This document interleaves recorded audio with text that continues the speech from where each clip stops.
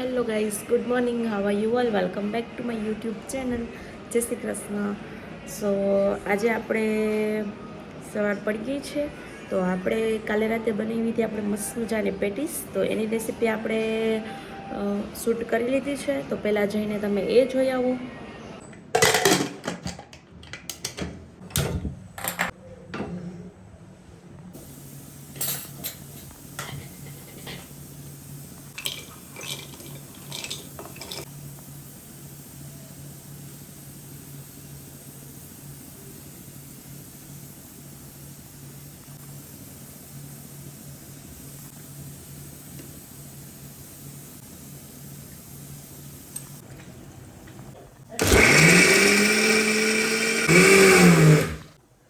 देखो कर दी नहीं कमाल तूने.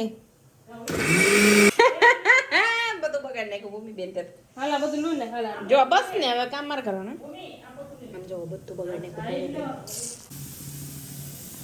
હા ચાલ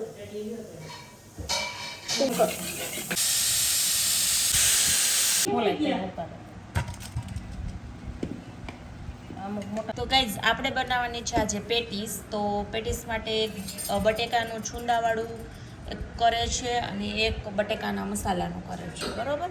તો ચલો કરો ભૂમિબેન સ્ટાર્ટ.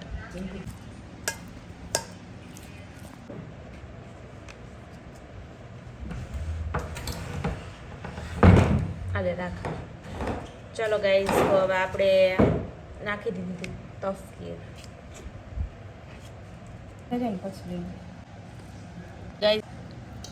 ગાઈઝ તો અત્યારે ભૂમિબેન હવે મેસ કરે છે, કેમ કે આ રેની હાથથી જ મેસ કરવું પડે તમારે, તો જ સરખું પ્રોપર લોટ બંધાય આનું. જો ગાઈઝ આવી રીતે થઈ ગયું છે. હવે નાખવાનું અંદર ઓઇલ. હાથમાં જ નાખવાનું, એટલા માટે એમાં ચીપકી ન જાય. જો આવી રીતે લોટ બાંધવાનો. ગાઈઝ હવે બની રહ્યો છે મસાલો. ચલો, આમાં ઓલરેડી મેં તફકીર એન્ડ બટેકું મિક્સ કરી દીધું છે. હવે થોડુંક મરચું, થોડીક ધાણા જીરું પાવડર,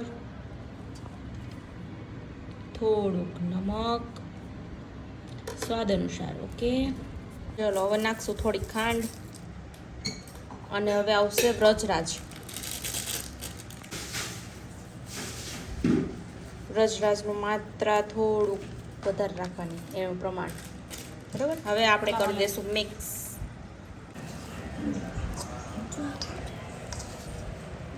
મસાલો રેડી થઈ ગયો છે. ઓકે, સો ગાઈઝ અત્યારે આ ગોળી બધી વરી ગઈ છે. સો ગાઈઝ હવે આપણે કરવાની છે આની પૂરી જવું, અને વચમાં રાખવાનું ને, એટલે પહેલાં કરવાના ઓઇલવાળા હાથ, પછી લેવાનું થોડુંક મસાલો બટેકાનો લોટ, મીન્સ કે પછી એને આવી રીતે મળી નાખવાનું. હાથેથી જ કરવાનું, બરાબર? વધારે પડી ગઈશ. બટેકા વધારે ઓલા થઈ ગયા છે. બટેકા નહીં.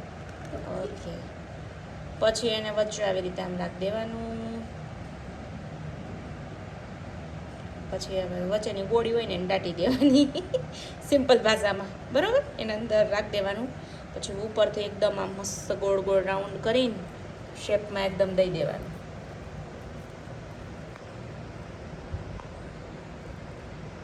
એથી ફાટવું ન જોઈએ. ફાટવું ન જોઈએ, એટલે તેલમાં એકદમ ઓલું ન થાય, ફોકસ નથી થતું. આવી રીતે બનાવવાનું છે. પછી એને છેલ્લેરામાં રખ દોડી દેવાનું. બસ આવી રીતે બધી આપણે કરવાની છે. તો ચલો આપણે ભાઈ કરવા માંડી. અત્યારે જોવો હવે તરાઈ છે. આવી રીતે કમ્પ્લીટ કરવાની. પછી તેલ મૂકી દીધું ભૂમિબેને અને તળી નાખ્યું. મુझे बताओ યાર, તુમ એસા મત કરો. ચલો થોડી એવી બ્રાઉન થવા દેવાની છે. આ તો પહેલાથી આપણે આઘું રહેવાનું છે ગાઈઝ, એટલે આપણે ભાગીએ છીએ. ચલો ગાઈઝ, તો થઈ ગઈ છે રેડી, અને આપણે જરીક એવું ડેકોરેશન કર્યું છે. તો આવી જાજો જમવા માટે. બહુ મસ્ત થઈ ગયું છે. ઓકે, સર્વિંગ પ્લેટમાં મેં સર્વિંગ કર્યું છે. ચલો આવી જાઓ બધા. The next day.